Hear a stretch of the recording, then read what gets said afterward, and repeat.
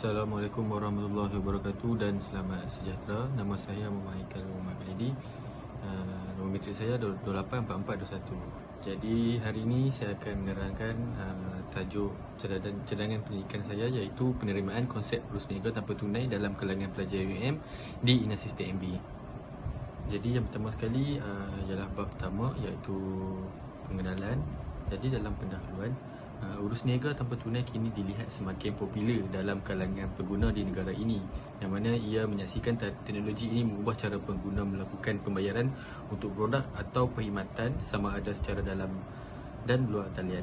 Perkembangan positif bagi teknologi pembayaran tanpa tunai ini didapati berlaku amat pantas dengan kadar pengguna melebihi 2 digit pada setiap tahun, di mana generasi milenial antara kumpulan pengguna utama seperti di negara lain. Industri dompet digital kini menjadi pemacu kepada ekonomi digital negara. Dengan perubahan infrastruktur digital, negara menyumbang kepada pengembangan pesat industri tersebut. Seterusnya, saya akan menerangkan tentang latar belakang kajian. Pembayaran tanpa tunai telah menjadi semakin popular, terutamanya dalam kalangan generasi muda, kerana kebanyakan dari mereka lebih berpengetahuan dan mahir dalam menggunakan teknologi, terutamanya melalui telefon pintar. Hal ini secara tidak langsung menarik minat mereka sama ada untuk menjalankan aktiviti urus niaga tanpa tunai. Oleh yang demikian, kajian yang ingin dilakukan adalah tertumpu kepada pelajar-pelajar di Universiti Utara Malaysia. Pada sesi 2023 dan 2024, Universiti Utara Malaysia menerima kemasukan 3,879 pelajar baru, terdiri pelajar tempatan dan antarabangsa yang akan mengikuti 48 program pengajian sarjana muda bagi sesi 2023 dan 2024. Daripada jumlah itu, 3,773 orang adalah pelajar tempatan yang merupakan lulusan sijil tinggi persekolahan Malaysia STPM, diploma matrikulasi asasi pengurusan UM dan sijil tinggi agama Malaysia, manakala 106 lagi adalah pelajar antarabangsa. Seterusnya, saya akan menerangkan tentang penyataan masalah. Pandemik COVID-19 juga memberikan arah tuju yang lebih jelas mengenai masyarakat tanpa tunai, dengan 43% pengguna yakin negara akan menjadi masyarakat tanpa tunai sepenuhnya pada 2025. Dan persoalannya, adakah pelajar benar-benar bersedia untuk menerima pelaksanaan sistem urus niaga tanpa tunai dalam kesemua aktiviti pembelian mereka di Universiti Utara Malaysia? Seterusnya, saya akan menerangkan tentang persoalan kajian. Jadi persoalan kajian pertama, apakah maklumat demografi pelajar-pelajar di Universiti Utara Malaysia? Dan yang kedua, apakah pengetahuan pelajar-pelajar Universiti Utara Malaysia terhadap aktiviti urus niaga tanpa tunai? Apakah sebab dan faktor utama yang mendorong pelajar Universiti Utara Malaysia memilih kaedah urus niaga tanpa tunai? Dan yang last sekali, apakah persepsi pelajar Universiti Utara Malaysia terhadap pelaksanaan konsep urus niaga tanpa tunai? Seterusnya, saya akan menerangkan tentang objektif kajian. Kajian ini menyederhanakan dua objektif, iaitu objektif umum dan objektif khusus bagi mendalami isu dan persoalan kajian dengan lebih terperinci yang terdapat dalam konsep urus niaga tanpa tunai dalam kalangan pelajar Universiti Utara Malaysia. Seterusnya, saya akan menceritakan tentang objektif umum. Secara umum, kajian ini cuba untuk meninjau maklumat demografi pelajar-pelajar di Universiti Utara Malaysia. Selain itu, mengkaji tentang pengetahuan pelajar-pelajar Universiti Utara Malaysia terhadap aktiviti urus niaga tanpa tunai. Kajian ini juga dijalankan bagi mengenal pasti faktor-faktor dorongan di sebalik kegunaan urus niaga tanpa tunai dalam usaha untuk memahami persepsi pelajar terhadap kaedah pembayaran sebegini. Bukan itu sahaja, pendidik juga ingin mengetahui persepsi pelajar terhadap urus niaga tanpa tunai. Seterusnya, saya akan menceritakan tentang objektif khusus. Yang pertama, mengkaji demografi atau latar belakang pelajar Universiti Utara Malaysia terhadap urus niaga tanpa tunai. Yang kedua, mengkaji pengetahuan pelajar-pelajar Universiti Utara Malaysia terhadap aktiviti urus niaga tanpa tunai. Ketiga, mengenal pasti sebab dan faktor utama yang mendorong pelajar Universiti Utara Malaysia memilih kaedah urus niaga tanpa tunai. Dan yang terakhir, menganalisis persepsi pelajar Universiti Utara Malaysia terhadap pelaksanaan konsep urus niaga tanpa tunai. Seterusnya, saya akan menerangkan tentang kepentingan kajian. Jadi, kajian ini ialah untuk meneroka sikap dan pengetahuan pelajar terhadap urus niaga tanpa tunai ini sekiranya ia diaplikasikan dalam semua transaksi jual beli mereka di Universiti Utara Malaysia. Selain itu, juga kajian ini juga dijalankan bagi mengenal pasti faktor-faktor dorongan di sebalik kegunaan urus niaga tanpa tunai dalam usaha untuk memahami persepsi pelajar terhadap kaedah pembayaran sebegini. Bukan itu sahaja, ia juga ingin meninjau persepsi pelajar terhadap urus niaga tanpa tunai. Lebih ramai rakyat Malaysia kini memilih untuk menggunakan pembayaran elektronik dan semakin kurang bergantung kepada wang tunai. Jadi kesimpulannya, walau bagaimanapun dalam aktiviti membeli belah pelajar lebih suka melakukan secara antarasalian yang tidak melibatkan wang tunai. Objektif kajian yang kedua pula cuba meninjau persepsi pelajar terhadap urus niaga tanpa tunai ini. Hasil kajian menemukan bahawa rata-rata pelajar mendapatkan urus niaga tunai ini boleh menyebabkan mereka boros dalam belanja, mudah terjebak dengan hutang, jerat kemudian berlakunya kecurian maklumat privasi oleh pihak tidak bertanggungjawab.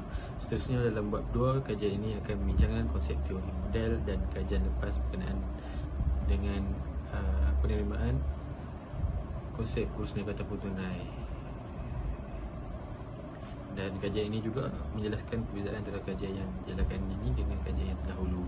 Seterusnya dalam bab kedua iaitu sorotan kajian. Jadi dalam pendahuluan, dalam bahagian ini, kajian ini menyediakan dan membincangkan tentang konsep yang berkaitan dengan isu dan masalah kajian ini. Selain itu, kajian ini juga akan membincangkan kajian-kajian lepas yang sudah dan pernah dijalankan oleh para pengkaji lepas untuk memberikan penerangan dan pemahaman yang lebih mendalam, jelas dan terperinci berkaitan dengan isu dan masalah ini. Kajian boleh dilihat dari sudut kesan, faktor dan impak urus niaga tanpa tunai dalam kalangan pelajar di Universiti Utara Malaysia.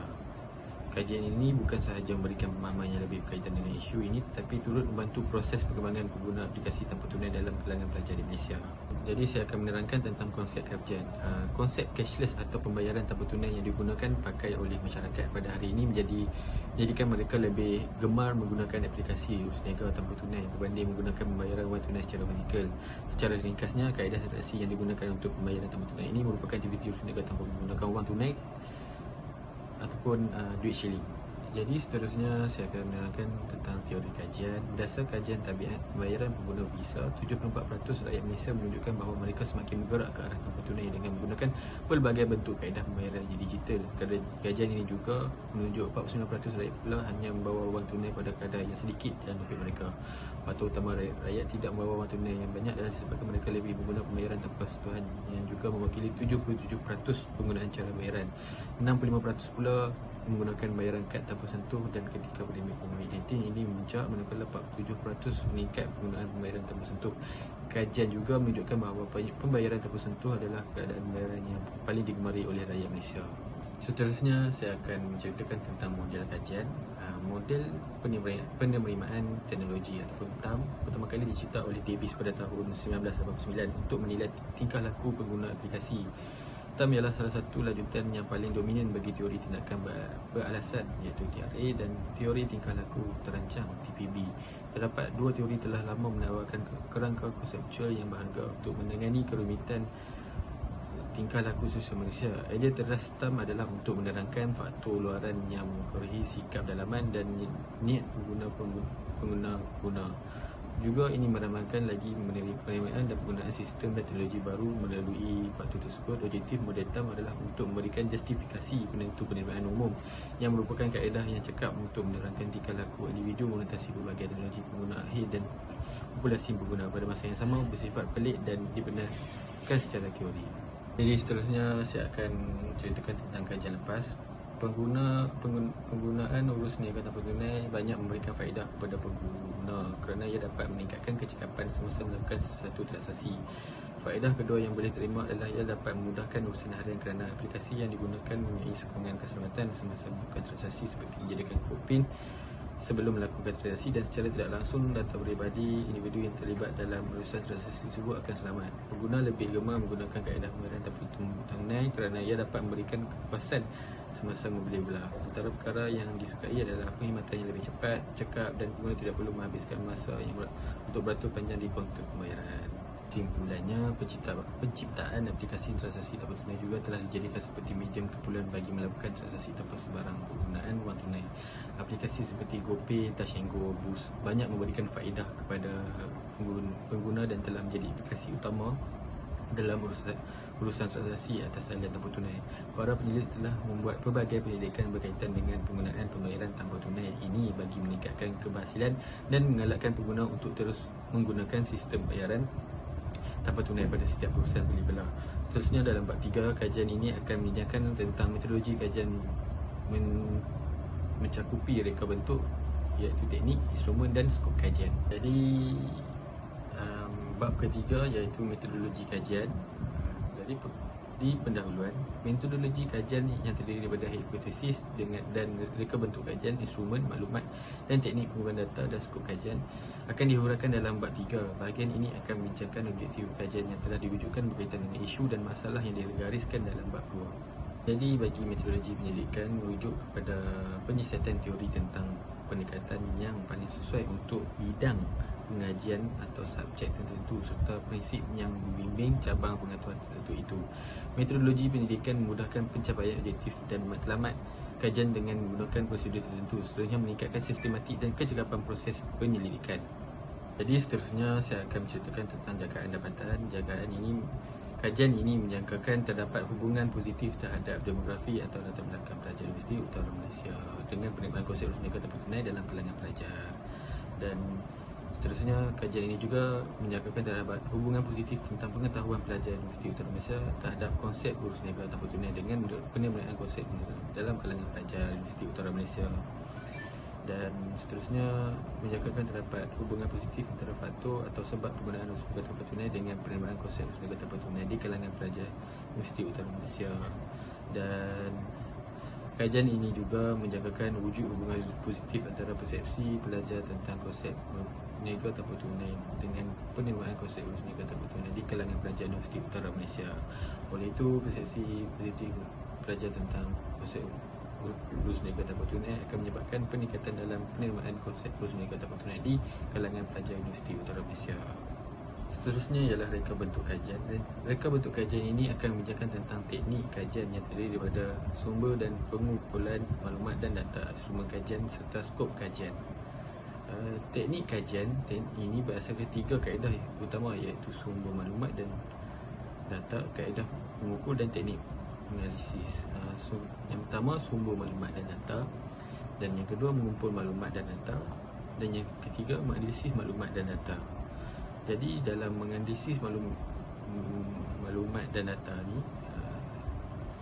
faktor-faktor berikut yang dikaji ialah demografi dan latar belakang pelajar Universiti Utara Malaysia, pengetahuan pelajar Universiti Utara Malaysia terhadap urus negara tanpa tunai, sebab dan faktor utama yang mendorong pelajar Universiti Utara Malaysia memilih kaedah urus negara tanpa tunai, dan persepsi pelajar Universiti Utara Malaysia terhadap pelaksanaan konsep urus negara tanpa tunai.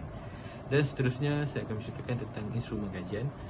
Soal selidik digunakan sebagai instrumen kajian kerana kesederhanaan dalam pentadbiran dan analisis serta keupayaan untuk mengumpul lebih banyak maklumat dan data yang boleh dipercayai. Yang penting untuk mencapai objektif kajian. Selain itu, soal selidik temu ramah dengan pelajar dan pemerhatian pekaji juga turut mencari maklumat dalam internet bagi menjamin kesahihan maklumat yang diterima. Dan seterusnya ialah skop kajian. Sasaran atau responden penyelidikan ini terdiri daripada seramai 986 jumlah keseluruhan pelajar Universiti TMB mengikut Presi dan Morgan. Sampel yang perlu diambil ialah seramai 278 orang. Walau bagaimanapun, terdapat kekangan ketika mengambil responden, iaitu tidak mencukupi masa. Oleh itu, seramai 100 yang dapat diperoleh semasa menjalankan penyelidikan. Penyelidikan dijalankan di endapan siswa pelajar Universiti Utara Malaysia yang terletak di Sintok, Kedah. Jangka masa penyelidikan adalah 4 bulan bermula pada Oktober 2023. Sebagai kesimpulan, penyelidikan ini berasaskan hipotesis yang menunjukkan bahawa wujud hubungan antara kemudahan penggunaan urus negara tanpa tunai dengan penerimaan konsep urus negara tanpa tunai di kalangan pelajar Universiti Utara Malaysia. Berkenaan dengan metodologi kajian ini, mengumpul data dan maklumat daripada sumber primer melalui borang soal selidik yang diedarkan di seluruh penginapan pelajar Universiti Utara Malaysia, iaitu merangkumi kawasan kajian, iaitu di Inasis TMB. Teknik kesimpulan rawak telah digunakan untuk memilih responden daripada pelajar Universiti Utara Malaysia. Selain itu, maklumat dan data untuk kajian ini juga dikumpul daripada sumber sekedah, termasuk bahan bacaan dalam talian, jurnal dan novel. Seterusnya, analisis deduktif diaplikasi bagi menjawab objektif pertama, manakala objektif 2 hingga 3 dijawab dengan menggunakan kaedah cross-step antara pemilih buah kajian. Seterusnya, dalam bab 4 menerangkan secara ringkas tentang bagaimana dapatan kajian akan dianalisis dan hasil penemuan kajian akan dipersembahkan daripada data dan maklumat yang dikumpul dalam metodologi kajian di dalam bab ini. Jadi dalam bab 4 ini saya akan menceritakan tentang dapatan kajian. Bab 4 ini dibahagikan kepada 4 bahagian, iaitu bahagian pertama mengkaji demografi atau latar belakang pelajar Universiti Utara Malaysia terhadap urus negara tanpa tunai. Bahagian kedua ialah mengkaji pengetahuan pelajar Universiti Utara Malaysia terhadap aktiviti urus niaga tanpa tunai. Bahagian ketiga ialah mengenal pasti sebab dan faktor utama yang mendorong pelajar Universiti Utara Malaysia memilih kaedah urus niaga tanpa tunai. Dan bahagian keempat ialah menganalisis persepsi pelajar Universiti Utara Malaysia terhadap pelaksanaan konsep urus niaga tanpa tunai. Dan seterusnya saya akan menceritakan tentang analisis kajian. Analisis kajian akan membincangkan dari sudut demografi dan latar belakang pelajar Universiti Utara Malaysia.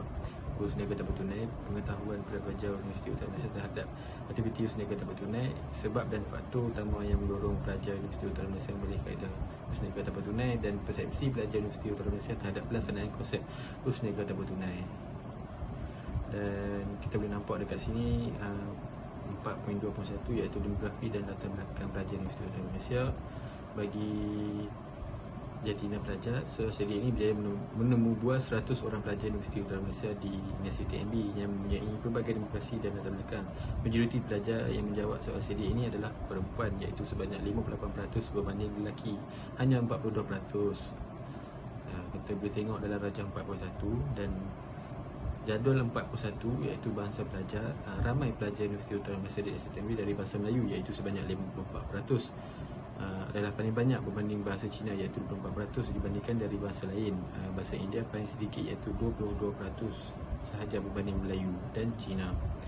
Dan kalau kita boleh tengok di jadual 4.2, umur pelajar, menurut umur pelajar yang berada di Universiti TMB adalah anggaran umur 23 hingga 25 tahun seramai iaitu 50%, dan anggaran 20 hingga 22 tahun seramai 45%.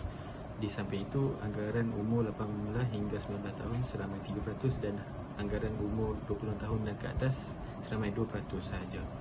Dan seterusnya kita boleh tengok di jadual 4.3 iaitu semester.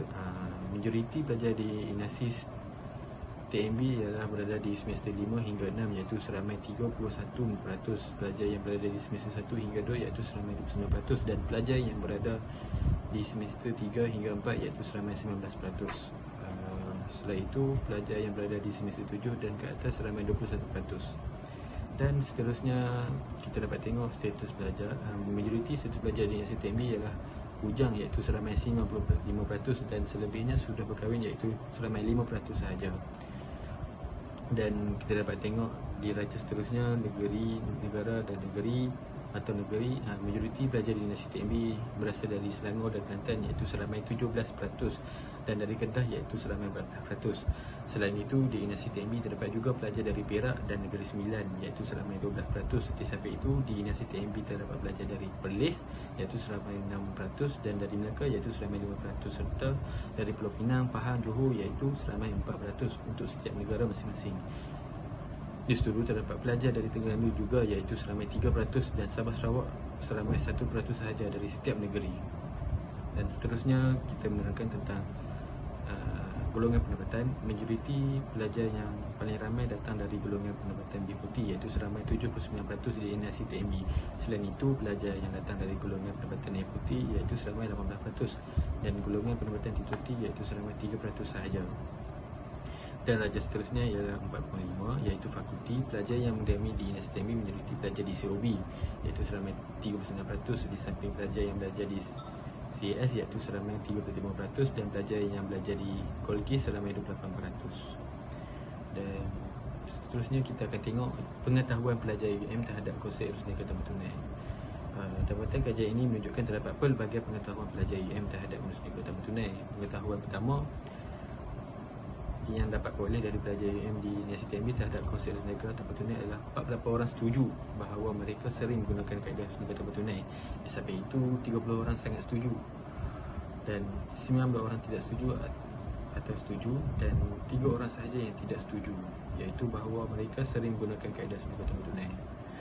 Dan seterusnya, pengetahuan kedua yang dapat diperoleh dari pelajar di Universiti TMB terhadap urus niaga tanpa tunai adalah 41 orang sangat setuju bahawa mereka pasti ke atas kaedah urus niaga tanpa tunai lebih bagus dari penggunaan tunai, dan diikuti 30 orang setuju serta 25 orang tidak setuju atau setuju. Oleh itu, hanya 3 orang sahaja tidak setuju bahawa kaedah urus niaga tanpa tunai lebih bagus dari penggunaan tunai. Dan seterusnya, Pengetahuan yang dapat diperoleh dari pelajar UM di NSTMB terhadap arus niaga tanpa tunai adalah 42 orang sangat setuju dan 41 orang setuju bahawa mereka yakin keadaan arus niaga tanpa tunai lebih baik pada masa hadapan. Di samping itu, terdapat 50 orang pelajar yang tidak setuju atau setuju dan hanya 2 orang sahaja yang tidak setuju bahawa keadaan arus niaga tanpa tunai lebih baik pada masa hadapan.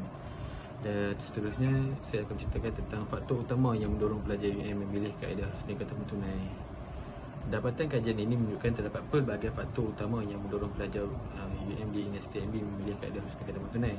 Faktor utama yang pelajar UM di NSTMB memilih kaedah niaga tanpa tunai iaitu seramai 50 orang setuju bahawa kaedah arus niaga tanpa tunai adalah lebih efisien dan 40 orang sangat setuju. Di samping itu, hanya 9 orang sahaja yang tidak setuju atau setuju dan seorang sahaja yang tidak setuju. Seterusnya, seramai 43 orang sangat setuju bahawa keselamatan kaedah arus niaga tanpa tunai lebih selamat dan terjamin, diikuti dengan 35 orang setuju. Walau bagaimanapun, terdapat pelajar tidak setuju atau setuju iaitu seramai 16 orang serta 6 orang tidak setuju bahawa keselamatan kaedah arus niaga tanpa tunai lebih selamat dan terjamin. Dan seterusnya, seramai 39 orang pelajar setuju bahawa kaedah arus niaga tanpa tunai lebih mudah untuk diakses serta 32 orang pelajar yang sangat setuju. Di samping itu, mempunyai 24 pelajar NSTMB tidak setuju atau setuju bahawa kaedah arus niaga tanpa tunai lebih mudah untuk diakses dan diikuti dengan hanya 5 orang sahaja yang tidak setuju. Dan akhir sekali, soalan selidik yang telah diberikan oleh pelajar UM di NSTMB dapat mencatat sejumlah 43 orang pelajar sangat setuju dan 41 orang pelajar setuju bahawa kaedah arus niaga tanpa tunai mempunyai penyimpanan rekod yang bagus. Selain itu, hanya beberapa pelajar iaitu sejumlah 13 orang tidak setuju atau setuju serta hanya 3 orang sahaja yang tidak setuju bahawa kaedah arus niaga tanpa tunai mempunyai penyimpanan rekod yang bagus. Dan seterusnya, persepsi pelajar UM terhadap kaedah arus niaga tanpa tunai. Bahagian terakhir kajian ini menganalisis persepsi pelajar UM di NSTMB terhadap kaedah arus niaga tanpa tunai. Kajian ini mendapati seramai 38 orang pelajar di NSTMB sangat setuju dan 34 orang setuju bahawa arus niaga tanpa tunai menjadi pilihan utama dalam kalangan pelajar di UM. Di samping itu, seramai 22 orang pelajar tidak setuju atau setuju serta diikuti dengan 6 orang sahaja tidak setuju bahawa arus niaga tanpa tunai menjadi pilihan utama dalam kalangan pelajar UM. Dan seterusnya, seramai 54 orang pelajar NSTMB sangat setuju bahawa arus niaga tanpa tunai mampu meningkatkan produktiviti peniaga dalam UM. Selain itu, seramai 31 orang pelajar setuju dan 50 orang sahaja tidak setuju atau setuju. Dan seterusnya, seramai 49 orang pelajar sangat setuju arus niaga tanpa tunai meningkat seiring kemajuan infrastruktur teknologi dan di 36 pelajar setuju. Sebab itu, seramai 20 orang pelajar tidak setuju atau setuju serta 3 orang saja yang tidak setuju bahawa arus niaga tanpa tunai meningkatkan seiring kemajuan infrastruktur teknologi. Dan akhir sekali, seramai 46 orang pelajar sangat setuju dan 30 orang pelajar setuju bahawa arus niaga tanpa tunai dapat digunakan secara meluas di dalam dan luar bandar. Walau bagaimanapun, 21 orang tidak setuju atau setuju dan hanya 3 orang pelajar sahaja yang tidak setuju. Arus niaga tanpa tunai dapat digunakan secara meluas di dalam dan luar bandar. Dan penubuhan kajian keseluruhan kajian ini mendapati bahawa majoriti lebih ramai pelajar perempuan berbanding lelaki di NSTMB. Dan di NSTMB didapati mempunyai lebih ramai bahasa Melayu dan bahasa Cina dan India dari India dan China. Dan di samping itu, kuota umum pelajar ialah 23 hingga 25 tahun dan pelajar yang paling ramai di semester 5 dan 6. Oleh itu, terdapat ramai pelajar yang masih bujang berbanding yang sudah kahwin. Selain itu, ramai pelajar yang berasal dari negeri Selangor dan negeri Kelantan dan datang dari golongan penempatan B40. Di samping itu, mereka lebih ramai belajar di fakulti COE. Seterusnya, kajian ini juga mendapati pelajar UM lebih sering menggunakan kaedah arus niaga tanpa tunai berbanding menggunakan tunai untuk melakukan transaksi. Di samping itu, pelajar juga merasakan kaedah arus niaga tanpa tunai lebih bagus dan penggunaan tunai dan pelajar juga yakin kaedah arus niaga tanpa tunai lebih baik pada masa hadapan. Selain itu, faktor utama yang mendorong pelajar UM di NSTMB memilih kaedah arus niaga tanpa tunai ialah belajar sedar bahawa kaedah arus niaga tanpa tunai lebih efisien dan pelajar yakin bahawa keselamatan kaedah arus niaga tanpa tunai lebih selamat dan terjamin. Di samping itu, pelajar di NSTMB percaya bahawa kaedah arus niaga tanpa tunai lebih mudah untuk diakses dan mempunyai penyimpanan rekod yang bagus. Seterusnya, kajian ini didapati persepsi pelajar UM di Universiti TMB terhadap kaedah urus niaga tanpa tunai, iaitu ramai pelajar sangat setuju bahawa urus niaga tanpa tunai menjadi pilihan utama dalam kalangan pelajar UM. Di samping itu, pelajar juga merasakan urus niaga tanpa tunai mampu meningkatkan produktiviti peniaga UM, dan urus niaga tanpa tunai ini juga dapat digunakan secara meluas di dalam dan luar bandar. Dan kesimpulannya dapat kajian ini mendapati demografi dan latar belakang pelajar Universiti Utara Malaysia. Selain itu, dapatan kajian ini mendapati pengetahuan pelajar UM terhadap konsep urus niaga tanpa tunai dan faktor utama yang mendorong pelajar UM menaikkan urus niaga tanpa tunai. Oleh sebab itu, kajian ini juga berjaya mengetahui persepsi pelajar UM di Universiti TMB terhadap kaedah urus niaga tanpa tunai. Seterusnya, dalam bab 5, kajian ini akan membicarakan tentang aplikasi dasar, amalan cadangan dan kekangan dalam kajian. Jadi, bab 5 rumusan, kita menceritakan tentang pendahuluan. Di era globalisasi dan kemajuan teknologi yang pesat ini, urus niaga telah menjadi satu trend yang tidak dapat dielakkan. Sistem pembayaran tanpa tunai tidak hanya memberikan kemudahan tetapi juga membawa berbagai manfaat kepada penggunanya. Penerimaan konsep urus niaga tanpa tunai semakin meluas di kalangan pelbagai lapisan dan masuklah dalam kalangan pelajar UM di Universiti TMB. Kehadiran teknologi seperti aplikasi perbankan digital dan dompet elektronik dapat berbagai sistem pembayaran tanpa tunai telah memberikan pelbagai kemudahan kepada pelajar dan menguruskan urusan kewangan pelajar. Aplikasi dasar. Jadi aplikasi yang kita dapat boleh, yang pertama adalah aplikasi keselamatan, dan yang kedua dari segi efisien, dan yang kedua dalam aspek pendidikan. Dan secara keseluruhannya, pelaksanaan dasar urus niaga tanpa tunai dalam kalangan pelajar UM di Universiti TMB membawa implikasi yang positif dalam hal keselamatan, efisiensi dan pendidikan kewangan. Namun penting untuk memastikan bahawa semua pihak terlibat dalam memahami dan dapat mengakses sistem tersebut serta ada sokongan yang mencukupi bagi kelancaran pelaksanaannya. Dan kalau kita boleh dapat tengok di ramalan ini berdasarkan beberapa trend dan perkembangan semasa yang memberikan petunjuk tentang masa depan penerimaan urus niaga tanpa tunai di UM. Di samping itu, dengan kemunculan teknologi pembayaran elektronik yang semakin inovatif seperti aplikasi mudah alih dan dompet digital, ramai pelajar universiti dijangkakan akan memilih untuk menggunakan cara pembayaran ini. Kemudahan yang diberikan oleh aplikasi mudah alih membolehkan pelajar membuat transaksi dengan mudah dan cepat. Selain itu, perkembangan dalam bidang keamanan transaksi elektronik juga akan menyumbang kepada pertumbuhan penerimaan tanpa tunai. Walau bagaimanapun, ramalan ini memberikan pandangan positif terhadap penerimaan urus niaga tanpa tunai di kalangan pelajar universiti. Perlu diambil kira juga cabaran dan perubahan budaya yang mungkin seiring dengan pelaksanaan ini. Pendidikan dan sokongan yang mencukupi perlu disegerakan untuk memastikan kesedaran dan kesejahteraan di kalangan pelajar menggunakan sistem elektronik. Kesimpulannya, ramalan ini menggambarkan masa depan yang cerah untuk penerimaan urus niaga tanpa tunai di kalangan pelajar di UM di Universiti TMB. Dan cadangan, kita dapat lihat cadangan dalam aspek teknologi, kesedaran dan sokongan yang memastikan pengalaman urus niaga tanpa tunai yang lancar dan menyeluruh bagi pelajar. Institusi pendidikan tinggi perlu mengembangkan lagi infrastruktur teknologi mereka. Dan selanjutnya, program kesedaran perlu diperkuatkan. Lepas tu, penyediaan sokongan teknikal dan pelanggan adalah penting. Dan seterusnya, akhir sekali, keterlibatan pelajar dalam proses perubahan ini adalah kunci. Dan seterusnya, saya akan menerangkan tentang kekangan kajian. Kekangan kajian yang utama ialah keengganan pelajar Universiti TMB untuk menjawab soalan selidik dan termubal dengan alasan mereka mempunyai hal yang lain untuk dilakukan. Jadi seterusnya, saranan adalah kerajaan perlu memainkan peranan utama dalam mempromosikan penerimaan urus niaga tanpa tunai di kalangan pelajar universiti melalui langkah-langkah yang memberikan dorongan dan sokongan. Dan pihak universiti perlu memainkan peranan proaktif dalam mempromosikan penerimaan urus niaga tanpa tunai. Hal itu, dengan kerjasama antara kerajaan dan pihak universiti melalui langkah-langkah ini, kita dapat mengalahkan penggunaan urus niaga tanpa tunai di kalangan pelajar universiti. Jadi kesimpulannya, melalui penyelidikan ini diharapkan dapat diperoleh pemahaman yang mendalam tentang penerimaan konsep urus niaga tanpa tunai dalam kalangan pelajar UAM di Universiti MB. Hasil kajian ini diharapkan dapat memberikan panduan kepada pihak universiti, institusi kewangan dan pembuat dasar dalam meningkatkan penggunaan sistem pembayaran tanpa tunai di kalangan pelajar UAM di Universiti MB, sekaligus merangsang kemajuan dan adaptasi kepada teknologi dalam kalangan generasi muda. Sebagai kesimpulannya, hasil kajian yang dibentang di dalam persoalan bab 1 hingga bab 5 telah mencapai objektif yang digalaukan sebagai asas motivasi kajian.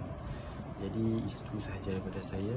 Assalamualaikum warahmatullahi wabarakatuh dan selamat sejahtera.